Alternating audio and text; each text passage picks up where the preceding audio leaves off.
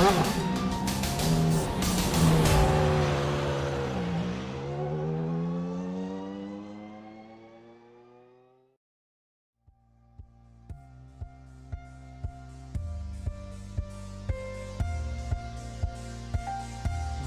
evening everybody all around the world and welcome to RTA Virtual Motorsport. This is the fixed Formula 3 Championship and we are live from Land of the Rising Sun here at Suzuka Circuit. I could tell you all about this racetrack, but instead let us jump to the GSRC track guide.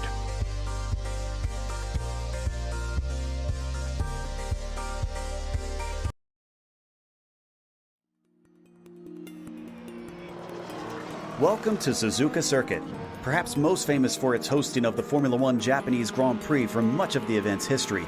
This track sees all sorts of racing besides that. In fact, this place began as a test track for Honda, but later proved to be a driver and fan favorite for competitive motorsports as well. The full layout of the Grand Prix course steals the show, but there's actually 5 different versions that can be run on iRacing. With their lap lengths ranging from just over 2 kilometers to nearly 6 kilometers, plenty of different types of cars can suit the track. GT racing and lower-level open-wheelers are quite popular, but motorcycles are also a staple here. Some of the corners have become world-renowned over the years. The S's are often cited as one of the great tests of a driver's technical prowess. Then, of course, there's Degner's 1 and 2, which provide very little runoff considering their fast and narrow entry. Later on, the long backstretch leads up to the notorious 130R, which is blindingly fast. The Casio Triangle offers one last chance at an overtake if you're brave, but has been the scene of many drivers clattering into one another over the years. F1 fans will be quick to cite the infamous coming together here between Senna and Prost. However, real-life visitors will find it's more than the racing that provides some viewing pleasures. The unique ways in which the Japanese fans celebrate their favorite cars and drivers certainly capture your attention. But it's no wonder they're such fanatics, because who wouldn't be with one of the world's greatest tracks right in your backyard?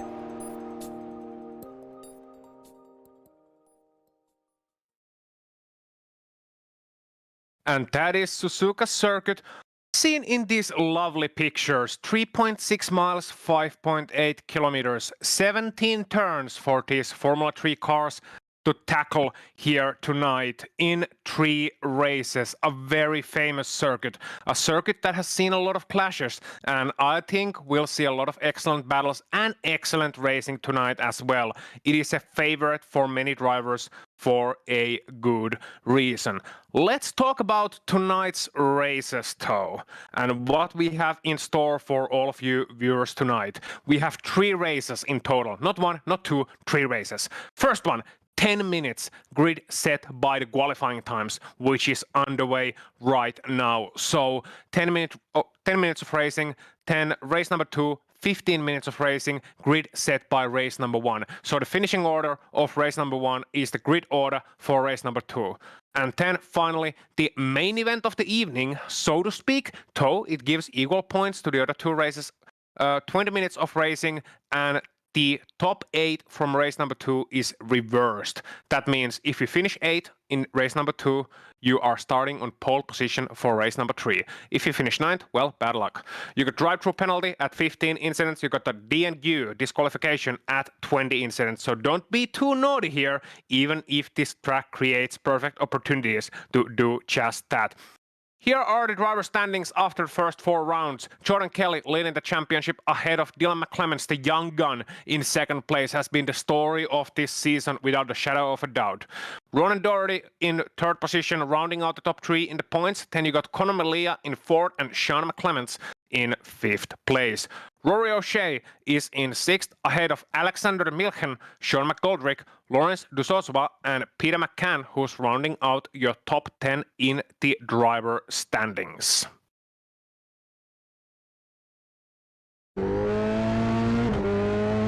And here we are, jumping on board then in qualifying. Championship leader Jordan Kelly coming just across the line to set a timed lap of 151.8, with which he takes the provisional pole position here on the qualifying session. So 2 tenths ahead of a newcomer, for at least this season, Bruno Wallraven. Bruno has driven here in RTA previously, however, hasn't recorded a start yet this season, so it'll be a new experience for him racing these Formula 3 cars for real. But don't let that fool you, this man is fast, and he is no doubt a contender for a top 5 finish here today. Rory O'Shea is right now rounding out the top 3 in qualifying ahead of McGoldrick, and 10 Dylan McClements and Sean McClements. So top 6, 10 familiar names apart from Wallraven. And here you can see Rory O'Shea with that beautiful red Panda livery coming across the Decna 2, 10 heading towards the hairpin, which I think in this track is named hairpin as well. Japanese naming traditions with the corners. First corner is named first turn and the hairpin is named hairpin, because why wouldn't it be? Here he is coming across 200R on towards the spoon curve. Meanwhile, Sean McClements takes the provisional pole position with a 151.5. These times are getting ever faster and faster as the session progresses.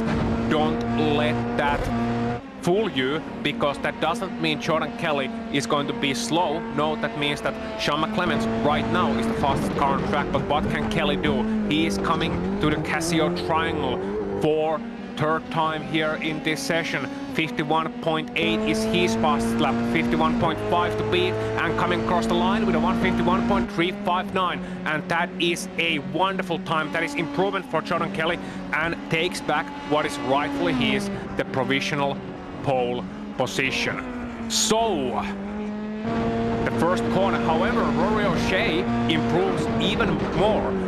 151.315, so he takes the provisional pole now, and we are looking at these times improving constantly and consistently as the session advances. The track is improving, mind you, and it's a good time to talk a little bit about this Suzuka circuit, if I may. We already looked through the track guide, but as you can see, these Formula 3 cars, as they're going around these corners, they are improving the track constantly. The racing line is getting more and more rubber. It's getting rubbered in. It's getting more grip.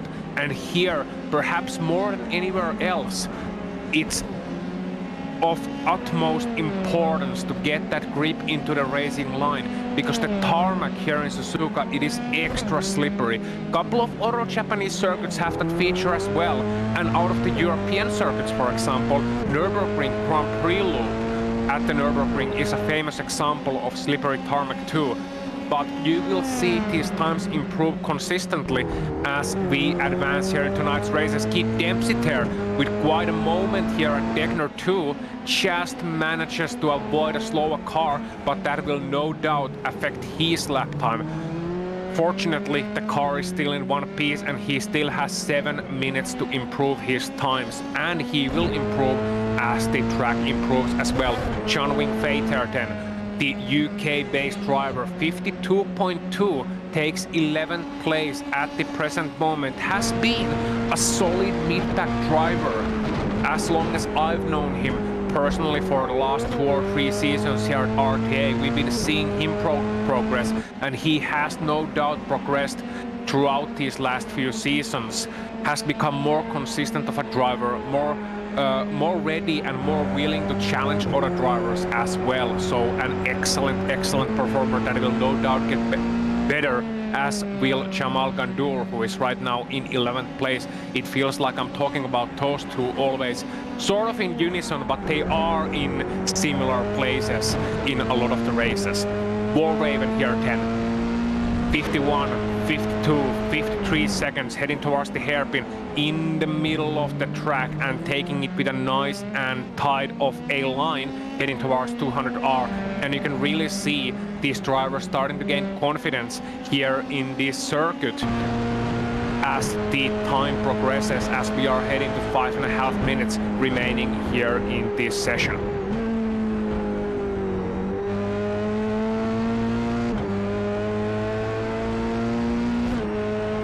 And I'm also joined in the booth by Mr. Peak, Joe Peak, who will finally take the microphone over from me, and that means that you can actually hear a pleasant voice for a change. Hello, Joe. That's not completely true. You've got a plenty pleasant voice, but yeah, we're we're seeing how they can do in the qualifying here at Suzuka. It's going to be so important, of course, Ozzy, with the fact that passing can often be a little bit tough. Granted, I imagine with these long straights, these F3 cars should have a good opportunity up to corners like 130R and into the Casio Triangle, having a few opportunities. Yeah, absolutely. We are dealing with a fixed setup here, mind you. That's why it's called a fixed series, just an information for the viewers. Fixed setup here, and it is the fixed iRacing high downforce setup. In case one of you who happens to race at home, of course, wants to try it out and see how their lap times compare, you can try it out with the high downforce setup, and that means it will eventually run out of top speed. But at Suzuka, despite the long straight all the way from the Spoon to 130R and even to the Casio Triangle, I don't think we're gonna see too much of a problem with the car running out of revs, so to speak.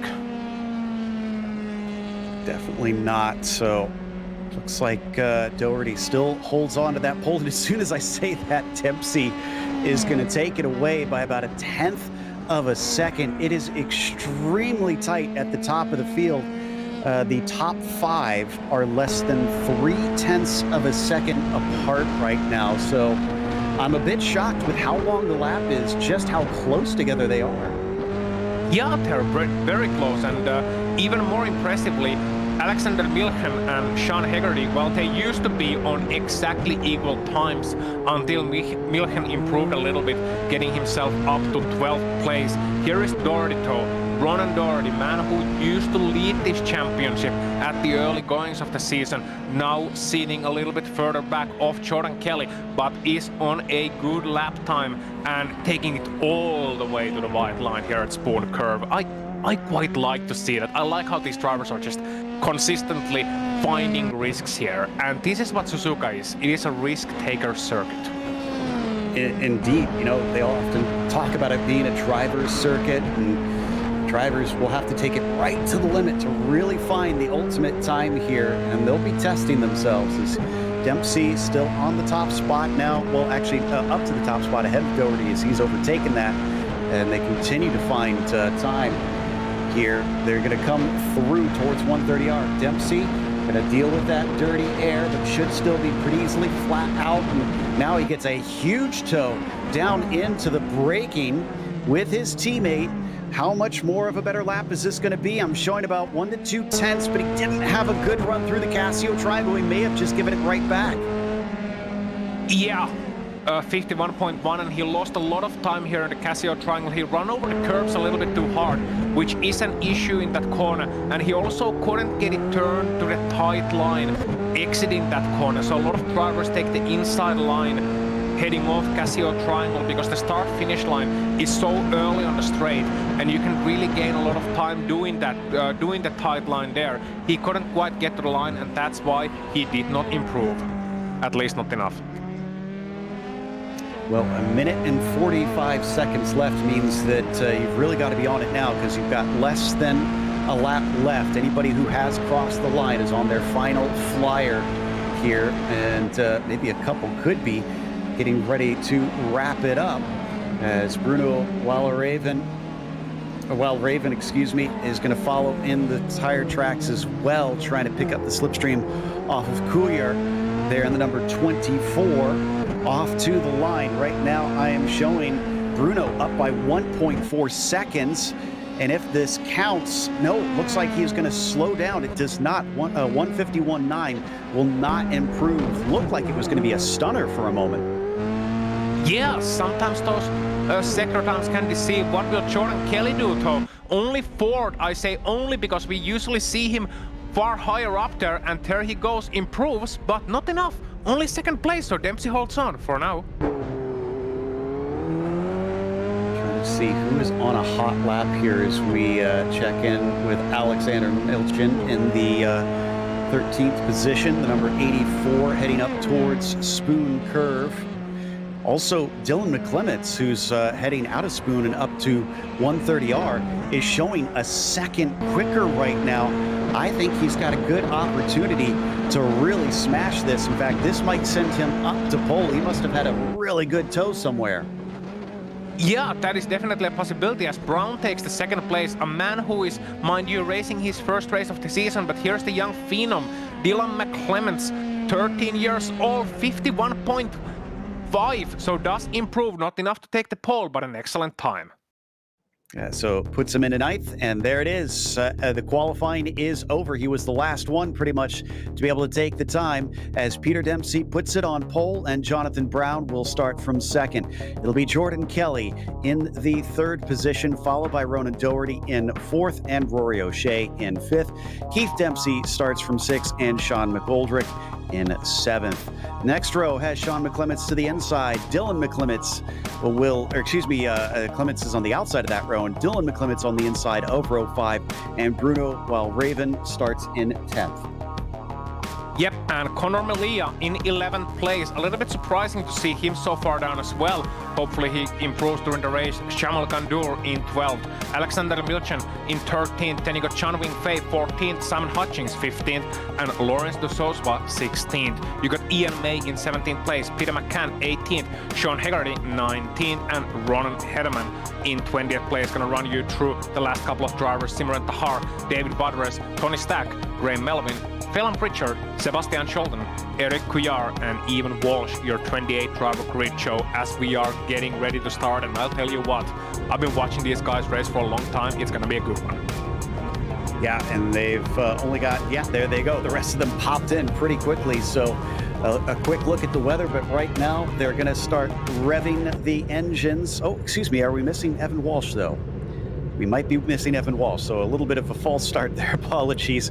I saw everybody except for that one car there. So they're going to get started here in just a moment. Evan going to hold them for maybe about 20 seconds longer unless he grids up. But of course, the drivers have found themselves starting here at Suzuka, which sees some chaotic starts down into 1 and 2. You have to be careful on these standing starts to try and make sure you give space around that hairpin. Not seeing Walsh out there, so it looks like he's going to start from pit lane. Here we go. Now, for sure, the engines start to rev as the lights come up for today's race here in Japan. And the green flag is out. Peter Dempsey looks like he's pretty good off the line. Not the best of starts, though, behind him with Jonathan Brown already looking like he might be in trouble. His car's looking on either side. Jordan Kelly around the outside. No, he has to back out of it, and he's going to be able to hold on to it. Will Jonathan behind them. A pretty orderly start here, Ozzy, down into 1 and 2. Surprisingly so. I mean, it's very difficult heading into the first corners at Suzuka. With cold tires, you got one car there taking a shortcut through the SS. I'm sure not the fastest way around there, but we are seeing them still pretty orderly with cold tires, mind you, so it's going to be very, very difficult early on. And it's a lot of risk versus reward. You gain a lot by being aggressive here when a lot of drivers are going to be patient, going to be waiting for those tires to get back up to heat. But on the other hand, if you get it wrong, then it's going to be a miserable day that's going to end way too early. Dylan McClements and Bruno Walraven unfortunately came together on their way into the snake, so they have fallen down the order with a bit of damage. But remember that they at least have fast repair waiting for spinner. If need be. Oh, yeah, we got a stack up there into the hairpin. Yeah, just a couple of cars around there. Couldn't quite see who it was with an orange and black livery there in the hairpin, but the rest of them continue. Oh, and the leader goes wide. I think that's Dempsey going very wide through the spoon curve, taking a very unusual line, but manages to just hold off Kelly behind. So still holding on the top 3 pretty consistently, but you can see even the best in this series are not immune to mistakes. Oh, and that's a technical issue for number 5. Yeah, Kelly, technical issue, the car just went to the wall. I think that's a disconnection hardware issue. Oh, that is really unfortunate. We've already had the number 31 of David Boudreau's report that he's got a technical issue as well with his pedals. So he might be out of this. Completing lap 1 of this quick race, and things getting spicy already.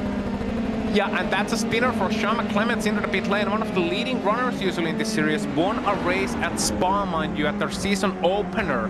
And spinning into the pit lane and having to take a tow to the pit lane. So a lot of casualties early on. For Peter Dempsey going wide, you mentioned earlier, they have that incident limit, 15 incidents, and they get the drive through. So he can get away with it a couple times, but he doesn't want to abuse that too much, even though it is a short race. but that'll at least keep them the lead for now and keep the car pointed forward as they fly down towards the Deckner curves. John Brown is keeping him as honest as he can, and that's Ronan Doherty in behind in third. Yeah, and Jonathan Brown, mind you, he's driving his first race of the season in this series. I cannot underline this enough. So doesn't have racing experience from RTA Formula 3 this season. Not a single start, but here he is challenging the likes of Peter Dempsey for the lead. Is ahead of Doherty, is ahead of Keith Dempsey as well. So an excellent start for his season, and we'll see how he does, because he's got to be a little bit of an unknown factor to the guys who have run season after season here too. When you gotta throw a new driver into the mix and you're one of the leaders, your chances usually drastically go down. On board with O'Shea, sitting in 6th right now. He's chasing McGoldrick just in front of him. Dempsey runs in 4th. They're all just off the podium, but they could catch up to him. You can kind of still see them in some of our shots here as they fly through 130R. Dempsey looks like he's starting to pull McGoldrick up on him. Here we see that onboard from him now as they fly down towards the start-finish line. Once again, Keith is really pulling them along, and also the Peter Dempsey, we have to remember, up there in front of them as they get ready to start lap 3. Yep, and Brown still just holding on to that toe like his life depended on it, but that's not a slow pace Peter Dempsey is holding. Meanwhile, Peter McCann here trying the outside around the first corner. Kimi Räikkönen did it back in 2005. Peter McCann not quite. Hederman still holds on to 12th. Hutchings in 11th, and that is a big queue of cars going all the way to Alexander Milchen in 8th place. Back and forth through the snake once again. Hederman still on Hutchings just in front of him. We're going to hop on board. Oh, he goes a little wide. He's going to hold it together. Usually that is just a curse off into the barrier if you dip a wheel there, but he holds on to it. He is going to give up the spot to Hederman. Manages to hold off both McCann and Stack. Yeah, Dunlop corner, very treacherous of 8th place. Your tires are already hot after running through the snake, running through the S's, and then you have to take this fast uphill left-hander, and you always kind of try to go in there flat out, but it's always nip and tuck whether you can pull it off or not. Here's McCann. It's up the inside, and he's going to outbrake him through the corner, makes the line, doesn't send it off the track. Whoa, but somebody in front of him is off. That's Milchen. And he is going to have to try and get back on as quick as he can. You can see how much speed he's lost. That is perhaps one of the worst places you could lose speed here, Ozzy. I think that is the worst place, yeah. I mean, if you screw up the extra spot, oh, and here we go, almost 3 wide, heading towards 130R. Milchen perhaps smarter to give way to Tony Stack in his retro Minardi livery. And I usually have pretty strong opinions about running Formula 1 liveries in non-Formula 1 cars. But if it's a Dayglow, this yellow Minardi livery, I'll give it a pass. Now, are you talking Minardi or Menards? Because that's... Oh, good point, actually. Yeah, it could be a Menards livery, but I'm talking about the Italian Formula 1 team, yeah. Okay, that's what I was wondering, because it sounded like you said Menards, or Menard, and I was like, well, that's an American brand, so I don't know. But anyways... Same color. Yeah, exactly. I never thought about that tie-in. Meanwhile, back on the track here. Whoa, way off track. That's for the lead. Jonathan Brown is now ahead of Dempsey as Peter has gone wide out of the second Deckner. Wow, so whether he heard the Brown note or no, I'm not sure, but I think that man in the lead is whistling right now because he is leading his first race of the season here in route number 5. And look at Doherty there as well. Doherty is smelling blood in the water. He's like a hungry shark. Seeing that mistake at the Deckner corner, I think that was the second Deckner, and here it goes. Dempsey wide once again, just like he did in lap number 1. He just can't get that car turned in consistently. He's having trouble at the entry of the corners, and look who else is having trouble. Keith Dempsey as well is losing a lot of ground behind them. Let's see Doherty. Doherty down to the inside. They're going to go wheel to wheel through 130R all the way up into the AstroTurf. Peter holds on to it. They bang wheels coming down to the braking of the Casio Triangle, and he's going to be able to get back ahead of him. Boy, Peter has the bit between his teeth. He may be making some mistakes, but he is not taking no for an answer. No, absolutely not. And here's Bruno Wallraven, because you thought the battles are over. Turn out Milchen hasn't managed to get one position back, and that's a terrible accident there. Just running out of space a little bit too aggressive in the defense from Milchen there maybe, and Wallraven 10 trying to get past, just running out of space, and both of them end up in the wall at the Casio Triangle. And tell you what, they were lucky they didn't have anyone right behind them, because that had potential to be a massive incident. But here we see a replay of it then immediately and right away. So Wallraven is trying to go to the inside, and just they just touch together, really, running out of space. You try to put two cars in the same piece of real estate. That's never gonna work, Joe. No, it's really unfortunate to see, but they raced a little too close and didn't give each other the space that was needed. When in your sim racing, unfortunately, you just need to give a little bit more, as Ronan Doherty is still fighting hard with Peter Dempsey for this second position as they come down through 200R down towards the first apex of Spoon Curve. They're actually still within a second of John Brown as well, so they've done a good job despite some side-by-side battling, not losing too much time. No, not at all. I mean, I was thinking John Brown might be getting away with it, honestly, after Dempsey and Doherty started battling, but I think they both realized, look, how silly is this gonna make us look when a guy comes in first race of the season and beats us all? We can't let that happen. But there's Doherty. Oh, the old switcheroo, looking to the inside, and how late was Dempsey in reacting to that? Amazing reactions by Dempsey. I don't think many people saw what just happened there. Dempsey saw, okay, Doherty's looking to the inside. He changed his braking spot at the last second and went absolutely on the limit on the braking into the Casio Triangle, and as a result of that was able to keep his position. But look at the switch around, Joe. That was straight out of the Michael Schumacher playbook. Whoop, to the inside. Just about turn around in a pretty close image of what we saw before, down into that same spot where that wall tightens up on the right-hand side. Well then, we're back with Doherty once again live now as we follow him, and we're on the final lap. They go quickly, these races, especially with as long of a lap as it is here. But this time they did lose about half a second up to Brown. Yeah, well, the first race is 10 minutes. Next one will be 15, so it's going to take a little bit longer. It's going to be about 50% longer, thereabouts. Even commentators, Matt, can be sometimes correct on that one. But look at Dempsey and Doherty. They're now fighting essentially for the second place, because here's the man who is going to win this one. Jonathan Brown, unless he crashes out in the final three corners, he is going to win this one. And what a result it is for him. Kept his head cool when just about everyone else out of the front runners was either making mistake or falling victim to technical issues. Dempsey went wide again through Spoon Curve. That has been the bane of his existence. But here we ride on board with Doherty. He's not quite close enough to capitalize unless he absolutely chucks it in down to the Casio Triangle, which I just don't think is going to be wise. He's too far back to try and make a move. He shows his nose, but he knows that it's not going to work, as here comes Jonathan Brown. Has made a splash at his first attempt. He'll win the first race of the day here in the RTA Formula 3 Series. What a result for him. Gonna start from pole position for next one as well. Here we are on board with Ronan Hederman, who is trying to chase Keith Dempsey for 9th place. And Dempsey's gonna just hold on to it, I think, finish about half a second ahead of Hederman. But that was an excellent race, and most importantly, I think it's gonna leave us for a very good race number 2 with all of these fast drivers who are gonna start way down the order. Always exciting.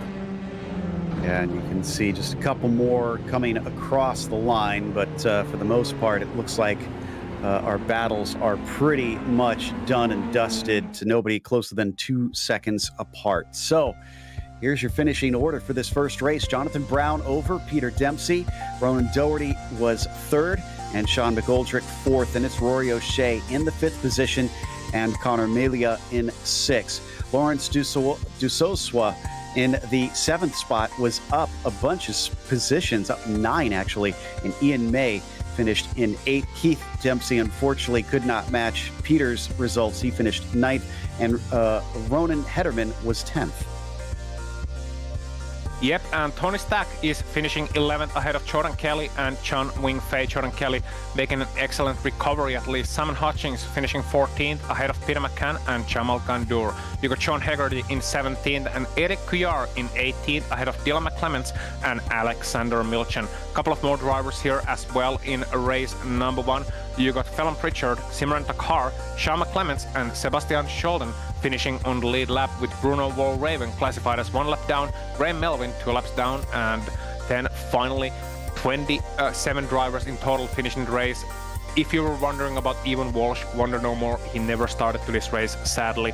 But we got 15 minutes more of racing action right up next, and a 20-minute final, so a 15-minute race next. So I'm excited. I don't know about you, but I'm surprisingly excited, even if I've seen like hundreds of races in my lifetime. It's just always exciting when you see drivers like Dylan McClements near the back of the pack as well. We saw Alexander Milchan, who has been improving consistently throughout the season, near the back of the pack too. They're just about gridded up. They don't waste time in this series. They get back to that grid as quick as they can. Not sure if it's going to hold for Walsh, since he is still showing as, well, not in the session necessarily, but is showing that he is registered. So they might actually have to wait a little bit until they get going. They've got about a minute left. But the grid is exactly how you saw that finishing order before. Looks like they will start here, and the engines now start to rev as the lights come up for the second race of the day. And the green flag is out off the line. Brown looking okay. He covers off immediately, though. He doesn't like the look of Peter Dempsey back there. Now he comes back to the outside and swings into the first corner. Oh, we got a wreck in the mid-pack. It looks like Jordan Kelly involved in that. Yeah, and Peter Dempsey is around as well. And just coming back onto the track right in front of, I think that was Tony Stack in the Minority livery, and causing a massive melee. And I tell you what, the stewards are not gonna like the look of that one bit. No, Tony Stack causing a stack up, unfortunately, coming out of that second corner, and it was a miserable one with many drivers coming out with damage. Yeah, I like the playing boards, so I would put that solidly on Peter Dempsey coming back on the track right in front of his face. So yeah, nothing poor Tony Stack can do apart from just brace for impact. But yeah, Brown, McGoldrick and O'Shea with Lawrence de Soswa in 4th place and Ian May finding himself 6th. So they were the benefactors of the first corner mayhem, so to speak. Yeah, McClement's up 13 here, so he's made up quite a few spots and is actually looking to see if maybe he can grab some more. He's right on the heels of Milchan, but as we ride on board with Melia, looking on the back of Dusoswa, and they're going to try and get the launch out of Spoon Curve up the back stretch. Dusoswa is leading a train of cars, not just Melia, but Ian May and Ronan Doherty in behind.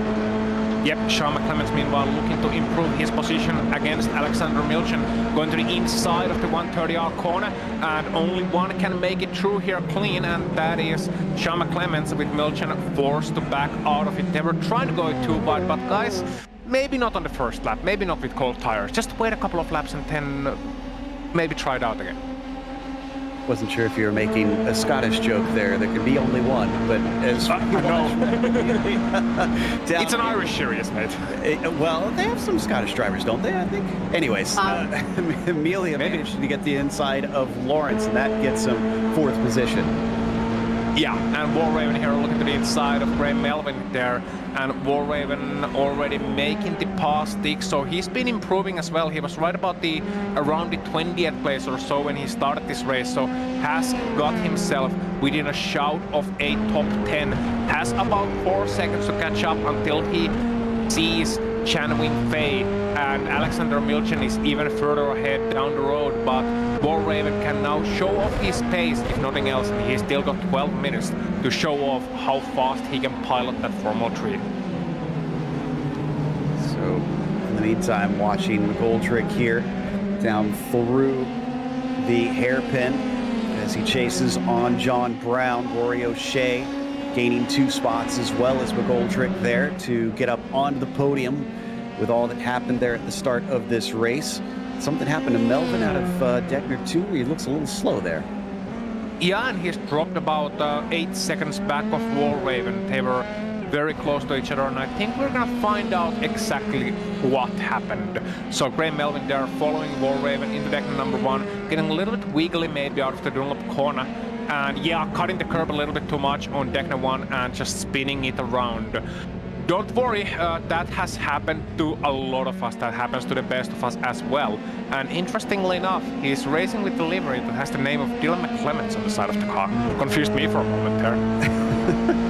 Yeah, not sure what's going on with that. But this is O'Shea. Look at this. He's right on top of second place. In fact, he's going to go for it, use that slipstream, and he's going to be able to get by Sean into P2. Now the question is, once he's by, can he try to run down Brown? Or are these two basically just using this slipstream to try and keep up? It's not gonna be as easy in Suzuka as in other places. We saw some bump drafting in Road America last week, which is insane to even think about with these cars.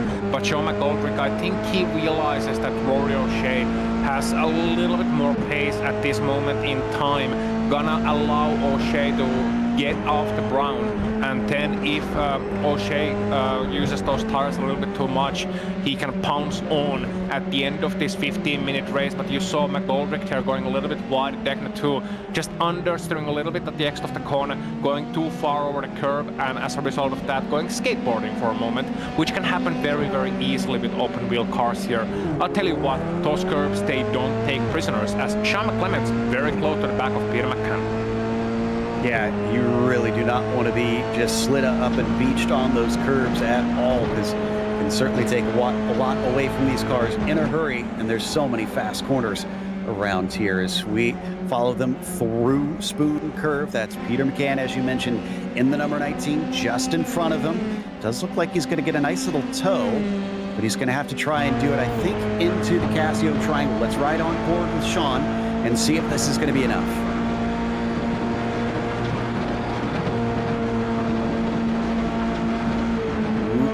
He thought about it. I think Peter moving off to the side there kind of spooked him, because I thought he was going to make a move and then he backed out early. Yeah, that was one of those moments where you're kind of thinking about it, it's there, but it doesn't look good. You get a bad feeling about it. You get a bad you, so to speak, as a driver, and you have to trust that instinct. Here he tries to the inside once again in the first corner, and this time looking a lot better and making it stick. But can McCann get him on the exit? The answer is no, he can't. Or, sorry, no, he can't. McClements is going to stay ahead here and manage to get that 8th spot. Next up is going to be Ronan Doherty.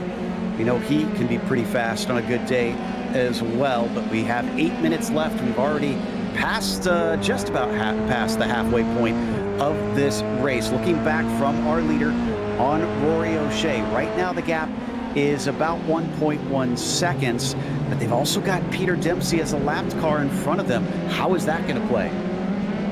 I think Peter Dempsey is one of those drivers who knows the frustrations of being stuck behind a slower car.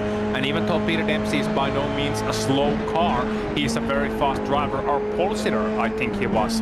And just one of those guys who realizes the situation, realizes that this is not the fight he's gonna be wishing to take part in, drives as fast as he can, but also knows that these guys who are behind him have the right of way. We are racing with European rules, so to speak, international rules. It means blue flags are in effect, but whether they're going to be adhered to is another thing, because as I say all that, the drivers all have their egos, so we'll have to wait and see. And I'm sure anyone likes being lapped, especially when you're one of the front runners. Well, on such a short race too, you don't want to give it up. You want to stick with it as best you can. He's kind of holding the middle of the road. Almost looks like he's defending. Nope, he's going to give it up. So that was him trying to signal he is going to lift, and Brown is able to go by. Here's where it gets tricky. That was 2 long straightaways in quick succession for Jonathan Brown, but we're not going to have a long straightaway for Rory until quite some time later. Yeah, I think it's gonna be somewhere around the back straight maybe, but thankfully Dempsey has the pace to just not be a complete roadblock. Felon Pritchard there, meanwhile something happened to him in the spoon corner. Is this going to be just running a little bit wide? No, just going in way too hot into the corner, losing the grip, and that's what I talk about. The track surface here at Suzuka, it can be deceptively slippery. And Ian May, I think, has run into some issues as well heading into turn number 1. Is this going to be another going in a little bit too fast of an issue, or is he gonna? Oh no! Oh no! I think that's Melia that he just. Yeah. That was a car parked across the racing line, unfortunately, and just couldn't react in time. Self-spin. Others just. I was going to say others narrowly avoiding, but no. That was pulling across. Okay. As a racing driver, I gotta hold on to that one. So a little bit. Let's follow these pictures. But just gonna mention, I know Melia tried to do the right thing, get out of the way, but never, ever move when there's traffic coming. Here's a move, McGoldrick. This is for second. O'Shea was not able to catch up to the 18 car, so now he's going to have to play defense. John is starting to run away. McGoldrick and Rory O'Shea fighting for P2, and it's a pretty good launch out of the final turn for the number 20. Let's ride on board with the helmet cam all the way down to the inside wall here for Sean. He is trying to protect that as much as he can, but swinging around the outside, is it enough? No, Rory gets rebuffed. Wow, McGoldrick there, very brave and very trusting of Rory O'Shea and trusting his entry. He was able to go into that corner a lot faster, and as a result of that was able to clear Rory O'Shea heading into turn 1, so he didn't have to give him the space. But it was inches, I tell you what, it was mere inches between the rear wing of Rory O'Shea and the front wing of Sean McGoldrick. Yeah, or the way around actually, rear wing of McGoldrick, but you know what I meant.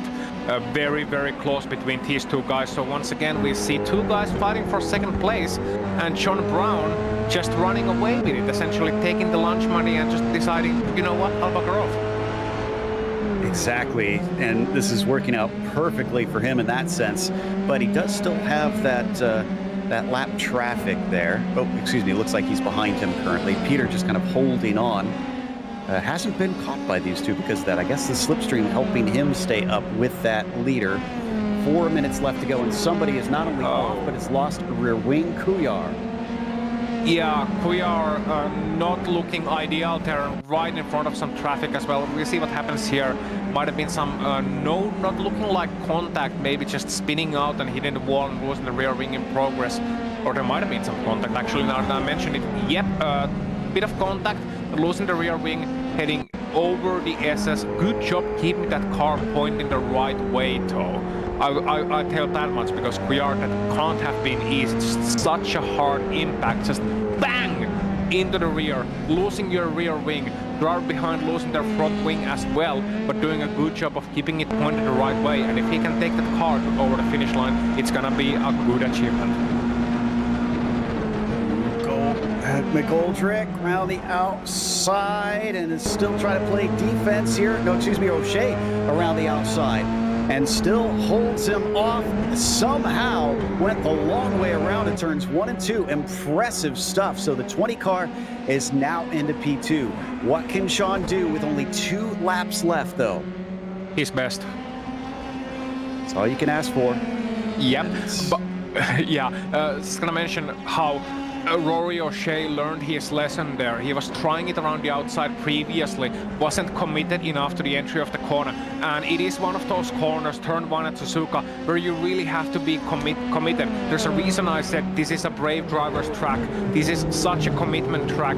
You can go much faster into that first corner than you think. You can essentially go flat out in turn, just you have to trail brake during the corner into the second apex. I'm making all sorts of gestures you can't see right now, but any racing drivers knows what I mean, who has raced at Suzuka. So you have to be really committed. O'Shea wasn't committed enough last time around, was committed enough this time around, just held it around the outside, knew that he would get McGoldrick on the exit. Now let's see which line O'Shea defends. Will he defend the inside, which is the obvious route, even though he knows that McGoldrick can essentially do it around the outside, just like he did 1 lap previously. Side by side now, and it looks like McGoldrick around the outside has to back out of it. It's going to be close. We might actually, yeah, we're going to be 2 laps left now as they cross the line. So it is one extra one, but they had maybe about 4 seconds of margin on that one. Meanwhile, popping out, here we go. He is going to try and do the same thing. Has quite a bit of momentum. Big wiggle on the inside from O'Shea as McGoldrick has to slot back in line. That one didn't work out the same. That was very close, and I think the reason McGoldrick went for the move in the Casio triangle, it's not to really overtake there. He knows that he has a very low chance of getting an overtake done at the triangle, but what he has a chance of doing is essentially ruining O'Shea's exit, meaning that he can get much further alongside on the main straight and try and complete the move there. You have to be ahead of the driver you're passing heading into the first corner in order to make that move. It can be a little bit ahead. Of course, you're still usually side by side, but you usually have to be ahead to have a chance of pulling that off.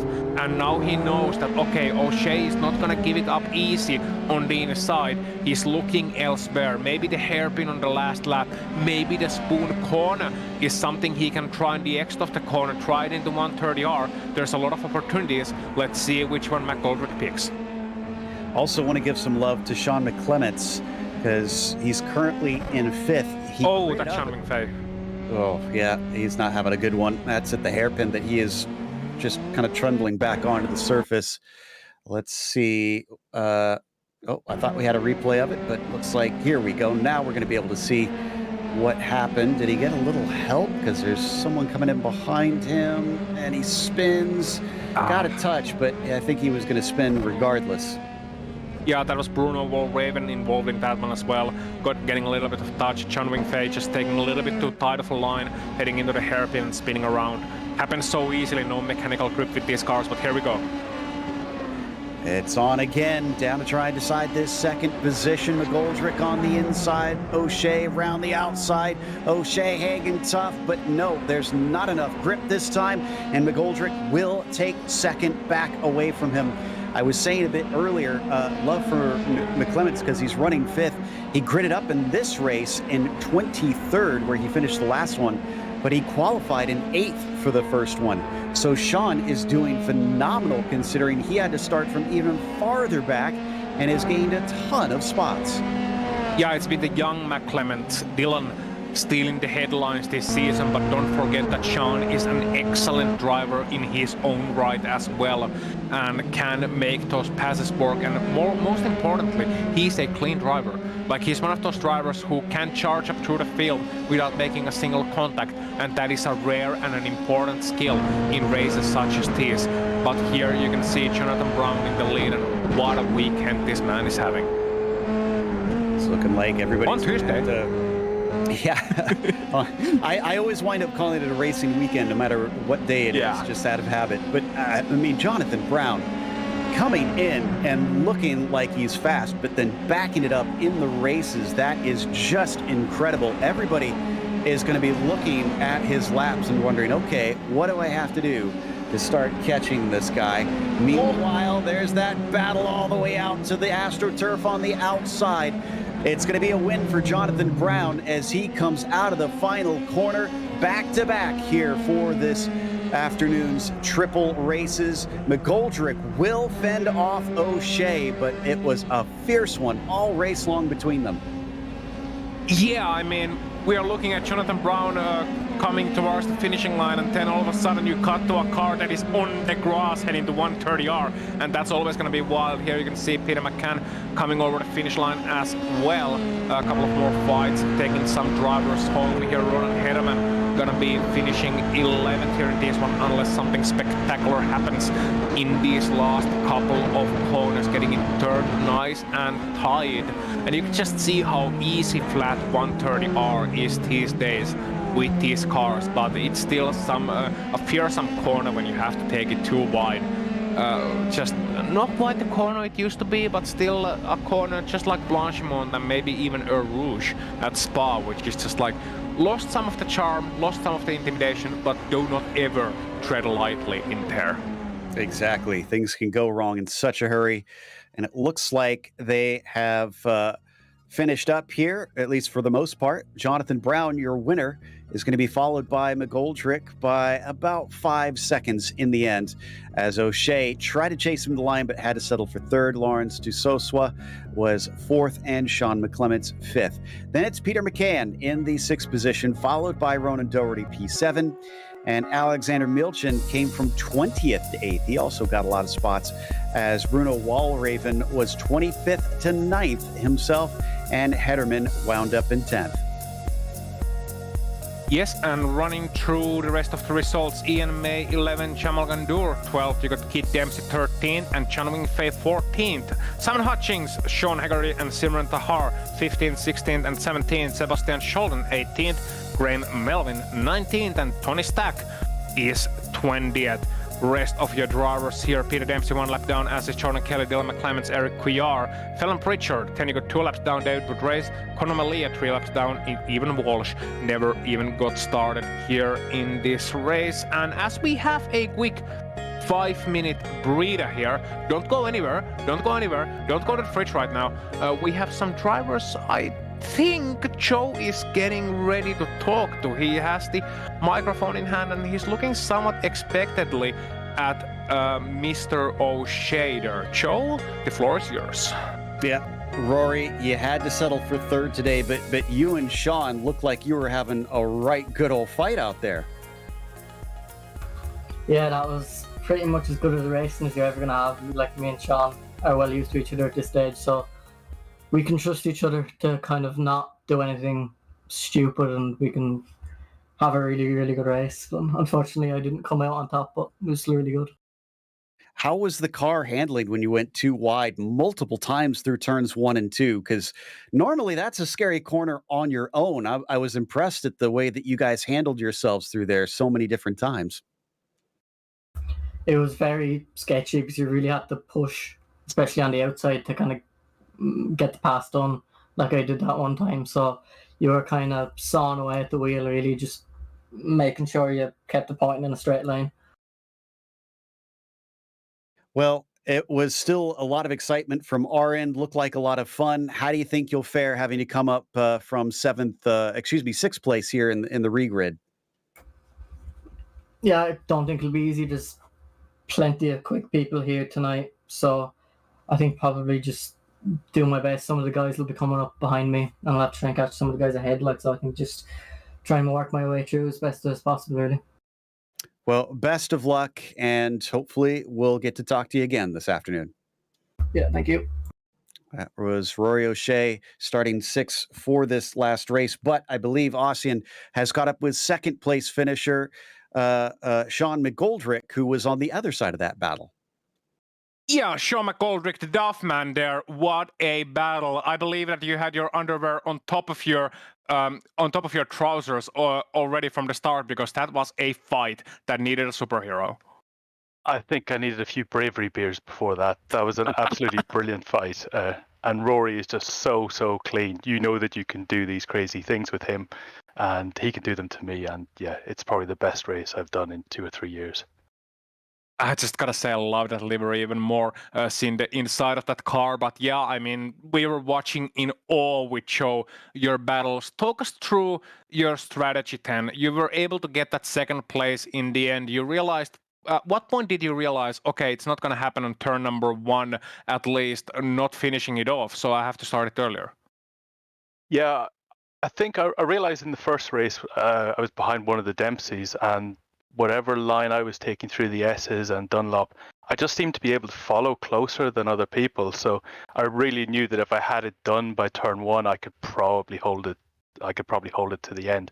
So yeah, I had to try and get it done in the chicane or something like that. And yeah, I don't know what it was like on the last lap, because I decided not to turn into 130R to let Rory have the outside. And I think he decided to go to the outside of 130R, and I could just see him having a wobble behind me. So yeah, it was all about getting it done before that first corner. Yeah, I mean, we were watching John Brown coming across the finishing line, heading towards the second victory of the day, and then we cut to the second place battle, and there's one car on the grass heading towards the 130R. So yeah, that about sums it up. But Sean, you'll be starting in 7th place, heading into the race number 3. You got 20 minutes of time. What's the plan? Yeah, I think it's just look after the tires, because with all these really long corners, we're just getting so much heat in them that, you know, it's about managing the pace and hopefully nice clean first couple of corners and pick up another few positions like last race. That would be ideal. Okay, you need to run now. Good luck, Duff Man. Go get him! Okay, thank you. Thanks very much. Well, hopefully Duffman is off to solve the problems on track here in a moment, because we're going to get gridded up here now as we will take a look at that once we switch over sessions, because we'll have a regrid. Let's not forget, we'll go over the top 10 in case you can't do those 8 regrid cars yourself. I know I certainly wouldn't be able to do it mentally. And on the pole of them, it is going to be Alexander Milchin, with Ronan Doherty starting next to him in 2nd. He'll be one to watch out for, because he could try and run away. Peter McCann will try and stop him from 3rd, as Sean McClements will be 4th.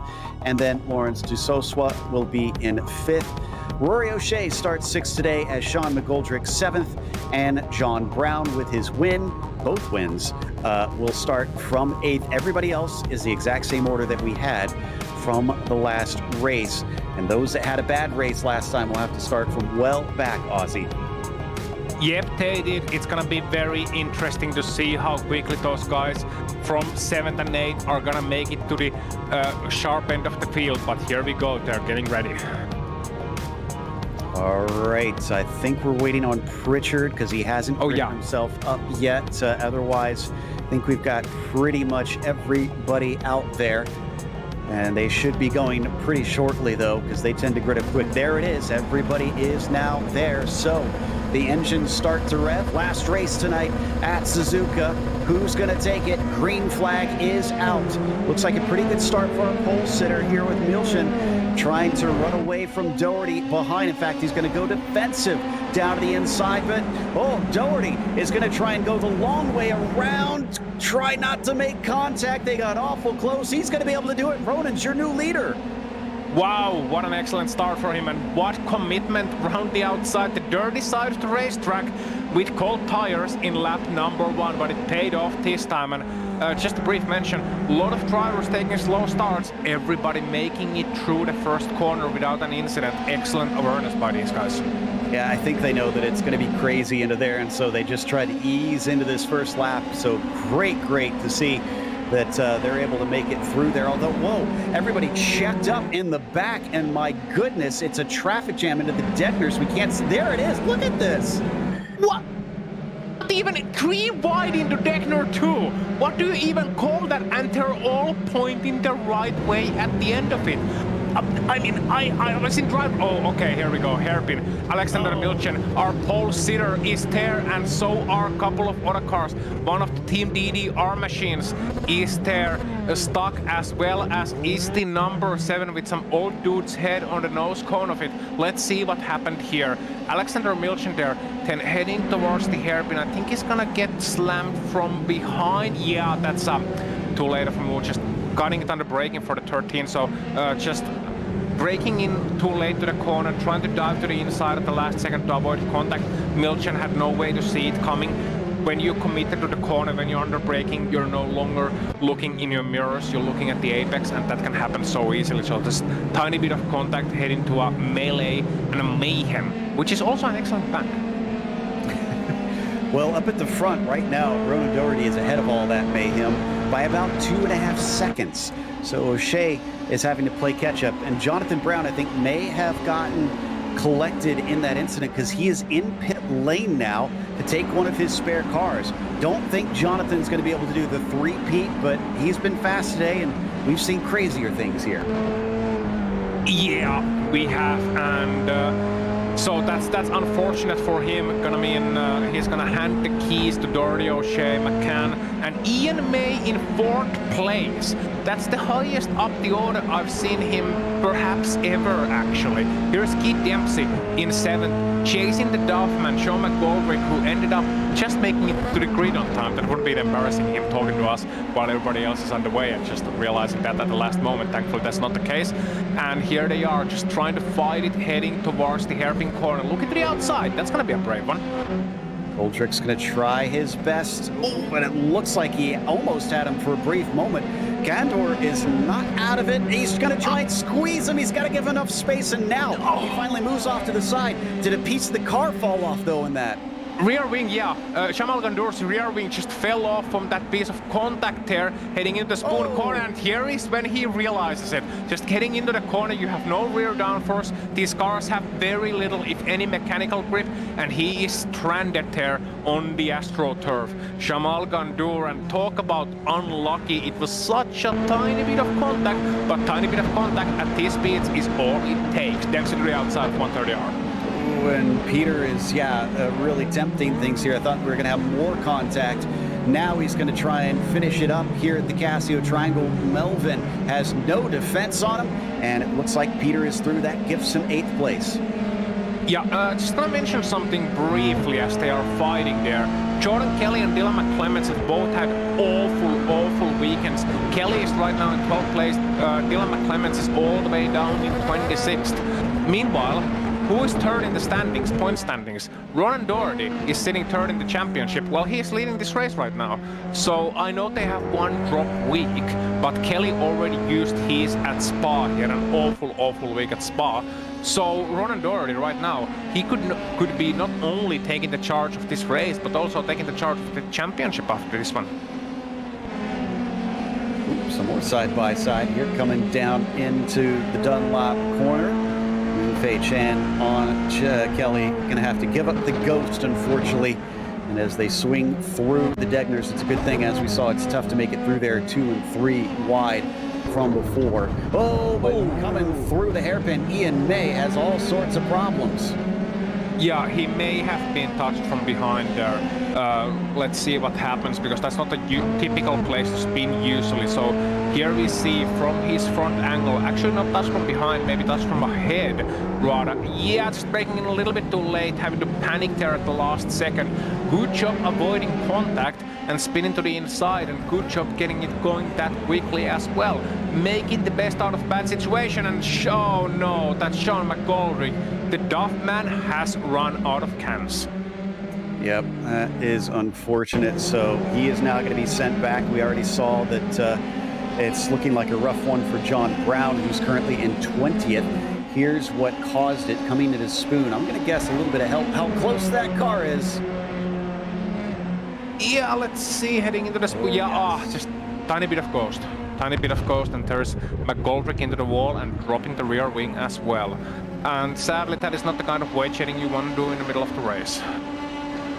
No, it is definitely not. So looks like Ian May lost a couple spots once again, down to 5th, I think. Or he had some sort of connection problem. We're with Walraven here in the number 6. This is his fight with Peter Dempsey. I assume Peter's recently made that pass, since last I looked at him, he was 8th. Yeah, so Ian May had that spin earlier on, dropping from 4th to 6th, and then he regained the 5th place after that unfortunate incident to Sean McGoldrick. Here you can see Ian May then, and that is, I believe, going to be a replay of the spin earlier on, heading into the inside of the grass. So just a reminder of what happened to Ian May earlier. But as said, he made a good recovery of that one, and is still fighting inside the top 5, but has a lot of fast boys behind him. Count them: Peter Dempsey, Bruno Walraven, Jordan Kelly, and Lawrence de Sosva. Just the next positions up ahead. So if Ian May wants to stick to that top 5 position, he's going to have to drive the race of his life, I think. He's going to have to put out a mayday at this rate with that defense that he's going to have to put on. It's going to be desperate times, unfortunately. Dempsey, like you said, Walraven, Jordan Kelly approaching. This is going to be difficult. And Peter, remember, started this one 21st. Let's see if he's got this one done quickly, because look at how fast he's approaching the back of that car. Pops out to the left-hand side, breaks incredibly deep in comparison, and still makes the corner. Peter into the top 5 now. That takes incredible courage, and he is brave under braking, that is for sure. Both the Dempseys are. Let's see what Simon and Tahar can do here. driving good race, and it's good to see good races back after those pedal issues earlier on in race number 1. Meanwhile, Jordan Kelly, who we haven't talked about a lot throughout this race day, has now gotten himself up to 8 and is lapped the fastest man in the field at this moment in time. So a lot of interesting overlapping storylines. I think, Joe, it's pretty safe to say, well, 12 minutes to go, nothing is safe yet, but I think it's pretty safe to say Doherty and O'Shea are safe in 1 and 2. After that, you got pretty much a free-for-all. Oh, absolutely. And Keith Dempsey's probably looking back and wondering, how in the world did Peter get up here this quickly? Him kind of sitting there in 4th place, but watching from Jordan Kelly on Wall Raven shows you just how close you have to be to pass down into this hairpin despite the heavy, heavy braking zone. Just can't manage to get side by side this time. Yeah, and let's see how long Wall Raven can hold on to that position. Meanwhile, here's McCann and Keith Dempsey. Peter McCann and Keith Dempsey, of course, I should clarify. And that this is for the final spot on the podium then. And Dempsey just looking to try and see what he can do. O'Shea and McGoldrick had an awesome battle last race. Let's see if these guys can take 130 or side by side too. Here's Dempsey to the inside. Oh, he blinks. That's a really bad place to have a connection issue. Somehow it works out for both of them. Thank goodness for that. That could have been catastrophic into there. Look at the three-way battle behind them as well. May, Kelly, Wall Raven, all line astern. Yeah, that's not the kind of thing you want to happen in case somebody wonders what those blinks are for. It's when a driver loses their connection to the server momentarily without losing it entirely, so the car just disappears for a bit. And when you can't see the car, well, that's the scariest thing. You know, and Jordan Kelly looking to the inside, passing Ian May. Wall Raven is gonna look to pounce on that one as well. I know Bruno Wall Raven wants that position as soon as possible because all credit to Ian May. He's doing an excellent job, but he just can't live with the pace of the likes of McCann, of Dempsey, of Jordan Kelly. And as a result of that, Bruno Wall Raven, if he wants even a tiniest smidge of a chance here in this fight, he needs to get past Ian May as soon as possible. It didn't happen at the exit of turn number 1, and you can just look at the gap, which that will result in already 1.1 seconds behind Jordan Kelly as a result. Here is Chan, and here is Dusosva, and here is Melia, 9th, 10th, 11th. Things are probably going to stay pretty interesting here because we've only got less than 10 minutes left. We're now past halfway. De Soswa still trying to stick his nose in there a little bit. Back up to Jonathan Brown. Oof, he's made a couple passes, and that's another one to the tally. That's going to get him 16th position. Hederman is the next one in line.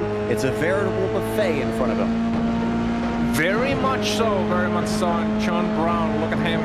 Then just looking at these guys fighting, knowing, oh, and that's very wide indeed, and that's an easy position then for John Brown. I think that was Boudre running very wide indeed. No, that Chan Wing Fei, excuse me, dropping down the order, running wide at Spoon Corner, just couldn't get it turned in, losing a lot of time and losing a lot of positions, sadly for him. Hasn't been the easiest of days for Chan Wing Fei, who is usually a smooth operator, very consistent. Here you can see a replay of it.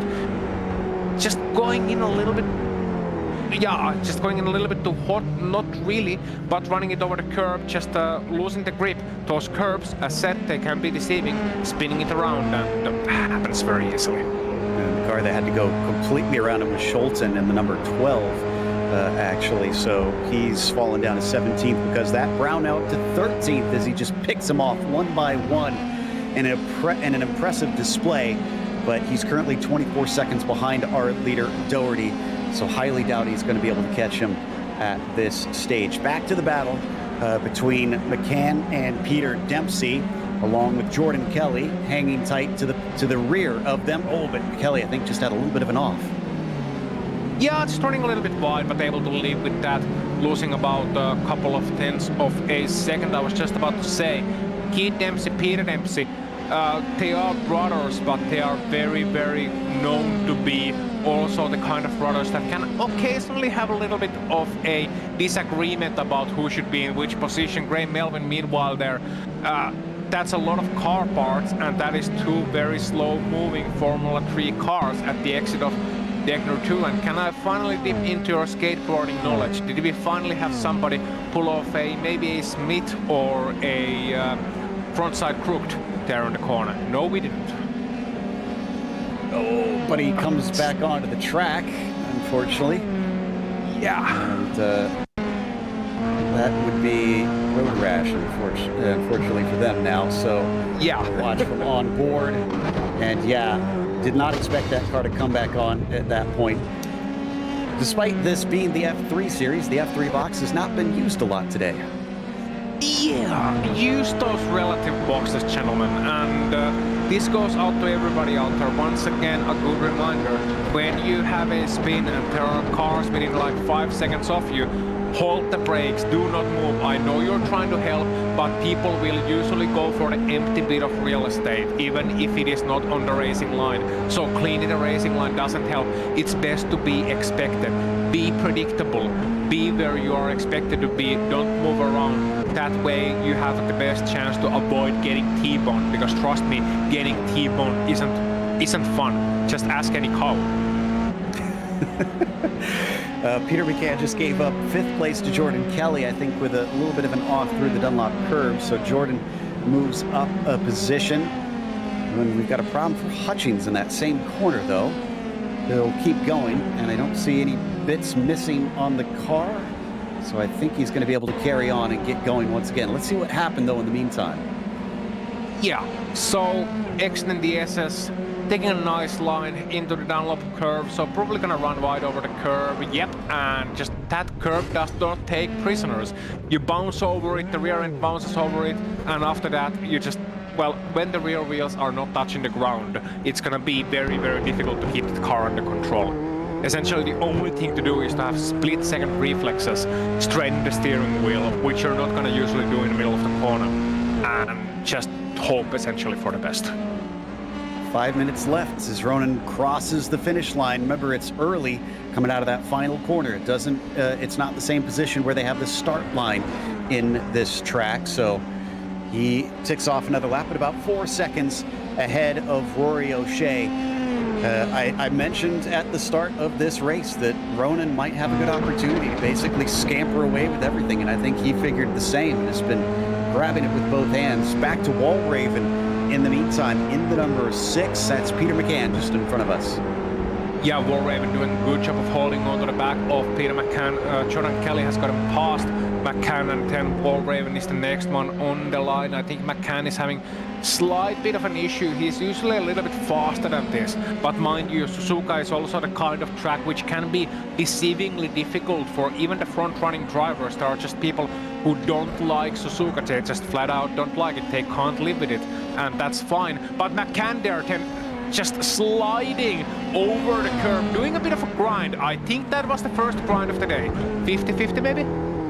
Yeah, possibly. We'll see if he can get some bonus points for style here, but right now he's still working on Peter McCann in front of him, down through 200R. Not usually you see passes down into Spoon, but the exit offers a great chance.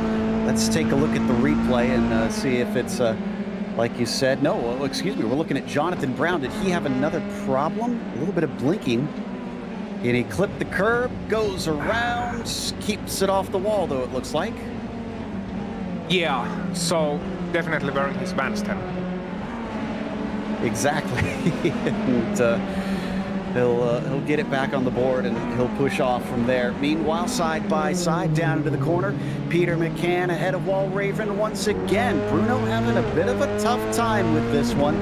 As they exit the corner, he immediately tries to get in the slipstream to pull as much of a toe as he can. Now they're going to look for side-by-side racing down into turn 1. McCann down to the inside. Walraven looking around the outside into turn 1 under braking. Bruno's got it. No, excuse me, Peter's got it. Yeah, Peter's got it. So far, so good. Peter McCann and Bruno Walraven continuing their battle.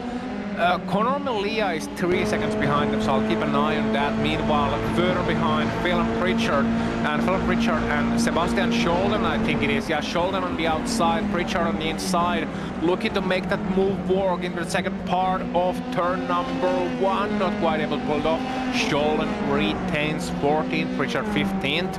And they got some guys joining behind as well, just looking to maybe see if something drops into their lap. That's Simon Hutchins, who we saw having troubles earlier on, looking to gain some positions. Oh, look at Pritchard, just sideways over the Dunlop corner, because why not?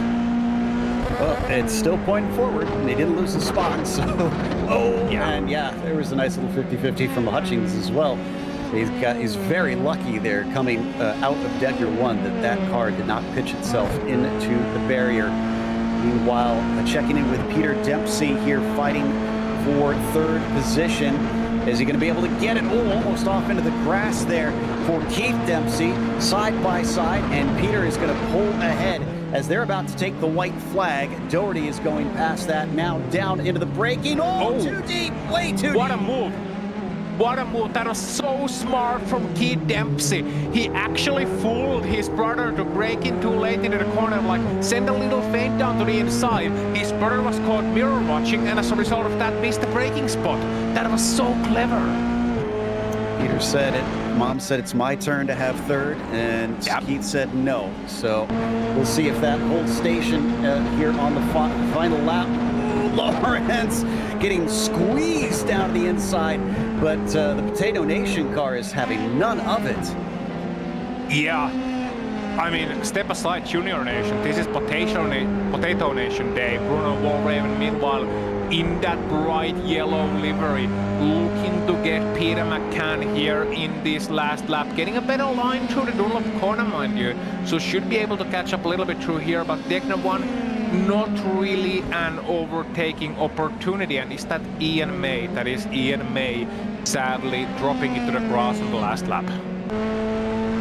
So probably lose a couple more positions here in the dying stages of this one.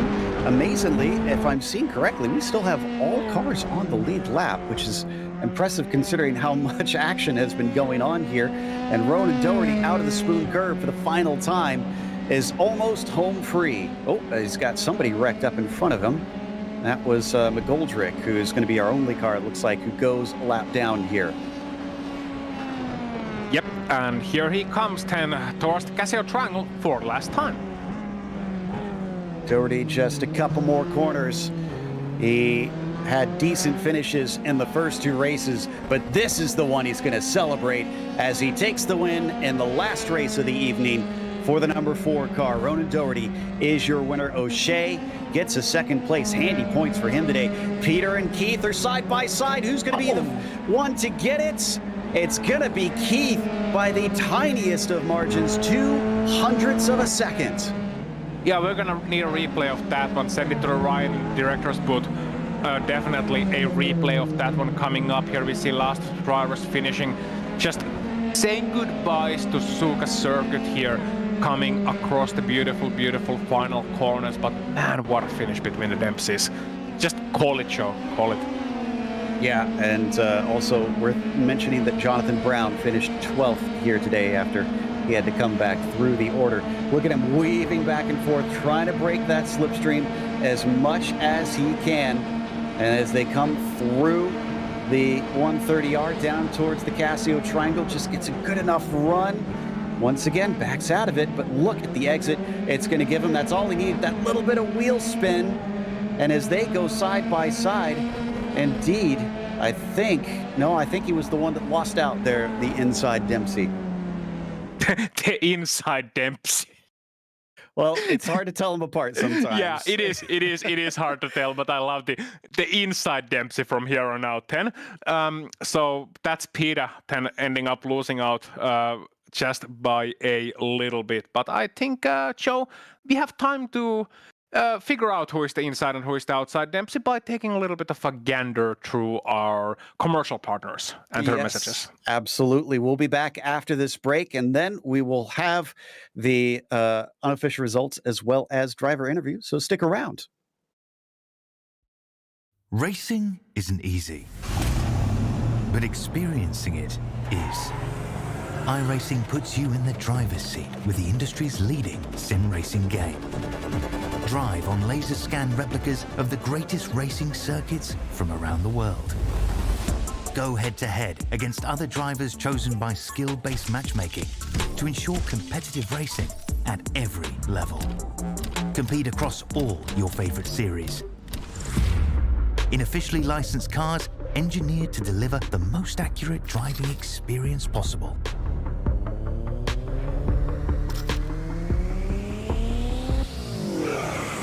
Join a race or host your own with players from across the globe. Race against the computer or in a league with friends. Feel the thrill behind the wheel. Visit iRacing.com.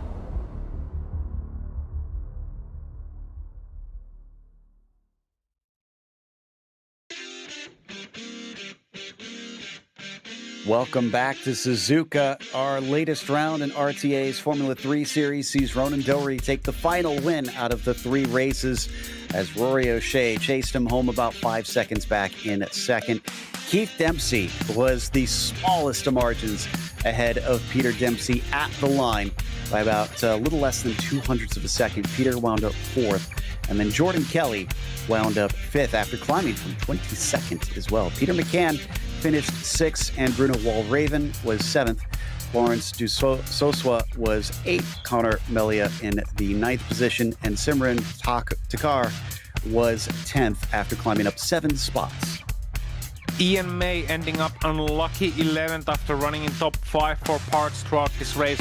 Jonathan Brown, our winner through races 1 and 2, ending up 12th in race 3. David Wood raced 13th, and Simon Hutchins 14th. Then you got Sebastian Scholden 15th, Chanwing Fei 16th, and Fallon Pritchard 17th. You got Jamal Gandour 18th, Sean McClements 19th, and Tony Stack ending up in 20th position. Great tight finish between those guys as well. Dylan McClements ending up 21st. A week to forget for him. Alexander Milchen 22nd. Then you got Ronan Hederman, Eric Cuillar, Graham Melvin, Sean Hegarty, Sean McGoldrick, and even Walsh. So, a lot of unfortunate guys, but the fortunate ones, they are here, and they are the most fortunate because not only they finished on the podium, but they get to talk to Joe Peak as well. Yes, fortunate son today, you're going to be Ronan Doherty with the win in that last race. Ronan, you were regrid in 2nd. Did you have a good feeling going into it that you could run away with this one? Yeah, pretty much. I knew when I was in the front row, some guys are underdrive their cars a little bit, so cold tires, and you could probably get the lead in the first lap. And yeah, from there it was just about just punching in consistent lap times. Don't push too hard and don't do anything crazy, and just bring it home. A 3rd, a 7th, and a 1st. This is not going to be too shabby of a points day. Does this give you good momentum heading off to the next round? Yeah, I'm not too sure how the points are going to line up now. But I know Jordan had an issue or two as well, so we'll see. But yeah, third in the first race. I think that was about after my qualifying, about where I could have finished. Given the other two were working together in front, and then the second race, obviously Peter went around in the first corner, and I just had nowhere to go. And then the third race was easy enough. So yeah, a good night, an okay night, and I'm not too sure what leaves me for the championship. Next up is going to be Montreal, and that's a place which tends to gobble up cars, especially if people go just slightly over the limits. Are you anxious about that coming up, or do you feel like that's a strong track for you? Well, in terms of being on the limit with the walls and stuff, no, I wouldn't be anxious about it. I don't really enjoy driving the track. To be honest, I enjoy driving Suzuka. I'm Montreal. I just don't find a real enjoyable track, but it should be good racing. The dirty air shouldn't be as bad as here, so there should be big toes. Hopefully for a bit more entertainment. Well, good stuff. Congratulations on the win. And then, of course, the podium in the first race. And hopefully we'll talk to you in Canada. Thank you. See you. Ronan Doherty, our winner here in the last race. Second was Rory O'Shea, and Ozzy has caught up with him. Yep, Rory O'Shea there. An excellent week for you, definitely. Suzuka was the kind of track you will remember fondly, I'm sure. Yeah, probably pretty much went as good as I could have expected, especially with the quality that was on the grid this week. Especially after missing last week, I was in need of a good result if I have any hope of getting a championship. So I'm really, really happy how it went. Yep, and definitely wasn't the easiest of lap number ones. We're looking at through some of the pictures here on live broadcast of you just avoiding a bit of mayhem and melee in the hairpin as well. Talk us about your experience trying to survive essentially the lap number one after starting near the mid pack. Well, I guess it's kind of just important not to kind of get too close to anyone because everyone's kind of stacking up, especially through the S's. So it's very easy to just knock a wing off someone or tap someone, especially with the neck code occasionally. So it was just, you have to be so careful. And then at the hairpin, I probably just found myself in a position that I could just nip underneath, and I kind of knew everyone was probably going to slide up the track, so I could just kind of get underneath it and go on my way. Gotta ask this from you as well. We got Montreal coming up next week. We're heading to Quebec in Canada, so the walls are going to be closed. It's kind of a hybrid between a racetrack and a street circuit. How are you expecting to perform there?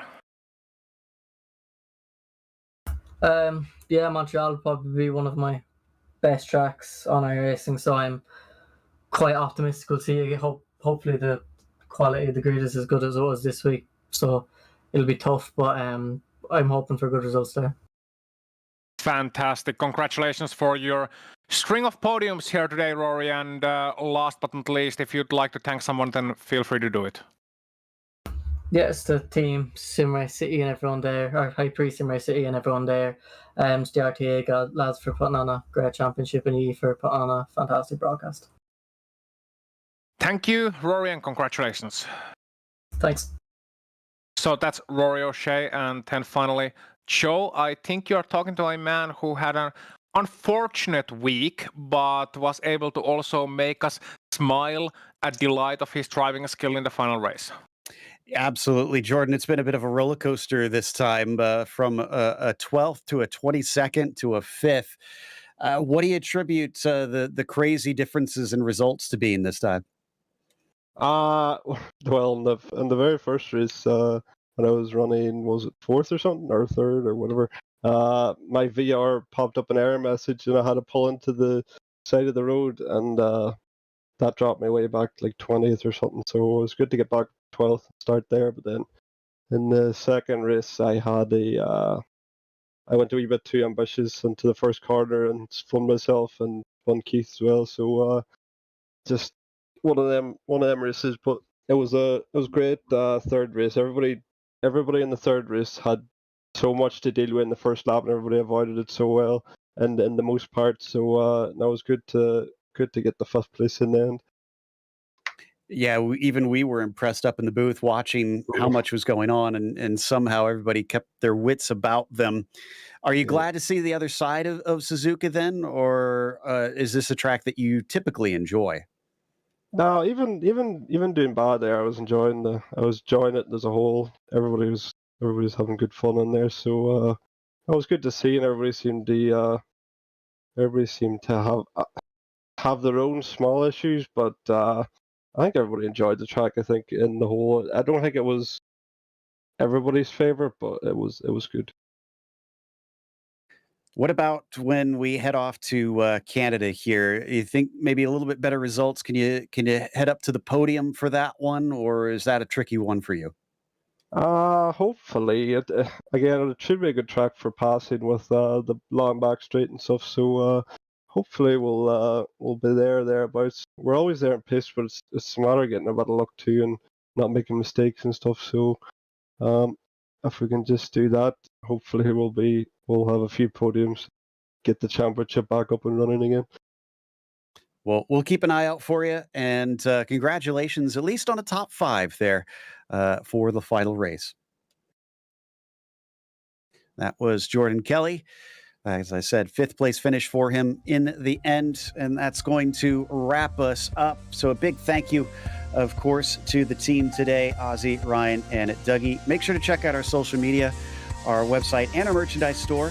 And don't forget to subscribe to your YouTube channel as well so you don't miss a moment here on GSRC. Next race is going to be Tuesday, September 26th, as we said, at Montreal. So make sure not to miss that one.